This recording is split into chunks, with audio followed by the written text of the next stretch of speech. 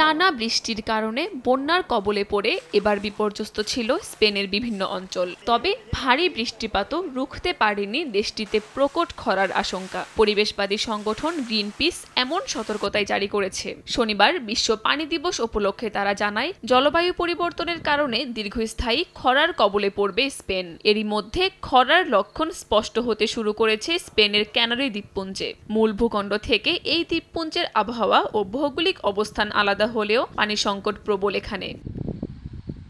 এরই মধ্যে শুকিয়ে যেতে শুরু করেছে গ্র্যান্ড ক্যানারিয়া দ্বীপের বিখ্যাত জলাধার লাস নিনাস। জলাধারটি 5.18 কিউবিক মিটার পানি ধারণের ক্ষমতা রাখলেও এখনই পানি তলানিতে গিয়ে ঠেকেছে। বিশেষজ্ঞরা বলছেন, স্পেনের সাম্প্রতিক পরিস্থিতি ইঙ্গিত দিচ্ছে দেশটিতে সামনের দিনে পানি সংকট আরও বাড়বে। আবহাওয়াজনিত চরম পরিস্থিতির আরও অবনতি ঘটবে সামনে। খরা হবে দীর্ঘস্থায়ী ও ভয়াবহ। তাই আমাদের এখন থেকেই প্রস্তুতি নিতে হবে। বিজ্ঞান বলছে সামনে খরা হবে, এটা নিশ্চিত।